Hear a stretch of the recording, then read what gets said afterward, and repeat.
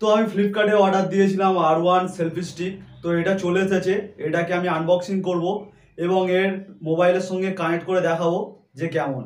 তো চলুন এটাকে আনবক্সিং করা যাক।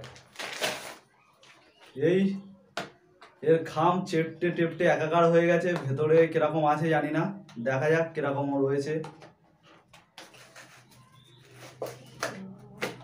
তো এই হলো আমাদের R1 সেলফি স্টিক, আর এর মধ্যে রয়েছে কিছু এর দলিল, মানে এর ম্যানুয়াল।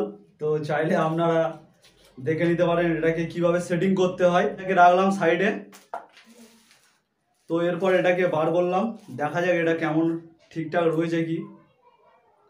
তো এটাকে জাস্ট এরকমভাবে তুলতে হয়। তো তোলার পরে এটা দেখতে এরকম, আর এটাকে আপনারা যেখানে ইচ্ছা বসাতে পারেন, কারণ এর একটা ভালো ফিচার্স রয়েছে।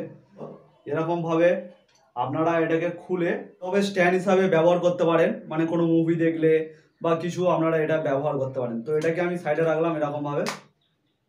তো এটাকে রোল করে নিতে হবে। লেন্স রয়েছে, ঠিকই আছে, সেলফির জন্য, ভিডিও করার জন্য ঠিকঠাকই রয়েছে। তো এবারে আমরা এটা মোবাইলের সঙ্গে কানেক্ট করব।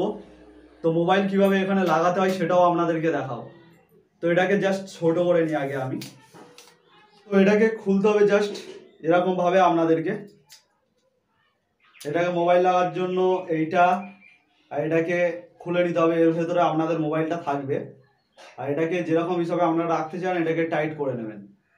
তো এবার আমাদের মোবাইলটা এখানে লাগাবো, দেখব কেমন। তো এই আমার আরেকটি মোবাইল, এটাকে এখানে লাগাবো। তো এটা এখানে লাগিয়ে দিয়েছি। এবারে কি করতে হবে, আমি এর স্ক্রিন রেকর্ডটা চালিয়ে দিই। এবার এখান দিয়ে একটা সেটিং করতে হবে আমাদেরকে, সেটা আপনাদেরকে দেখাবো। তো আমরা ডিরেক্টলি চলে যাব এর ব্লুটুথে, যেহেতু ব্লুটুথ এটা, তার এটাকে আমরা প্রেস করে ধরে থাকবো এটাকে ব্লুটুথ কানেক্টের জন্য। তো এখানে একটা লাইট ব্লিঙ্ক করছে দেখতে পাচ্ছেন নীল কালারের, আর এখানে আমাদের চলে আসছে সেলফি বলে একটি অপশান। তো এটার সাথে আমরা পেয়ার করে নেব। তো এখন আমাদের সেলফির স্টিকের সঙ্গে এটা কানেক্ট হয়ে গেছে পুরোপুরিভাবে। এটা কানেক্ট হয়ে গেছে, এখন আমরা চাইলে এটার সাথে দিয়ে ফটোও তুলতে পারবো। তো দেখা যাক ফটোটা ওঠে কি। তো একদম ঠিকঠাকই আছে, ফটো ঠিকভাবে উঠছে এবং ভিডিও রেকর্ড করে দেখবো এটাতে।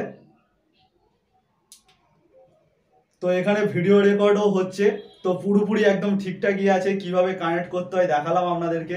এই নিয়ে আপনারা ভিডিও করতে পারবেন, খুব ভালো লাগবে এটা নিয়ে। যারা ভ্লগিং করে বা ইন্টারভিউ করেন তাদের জন্য একদম উপযুক্ত এটি।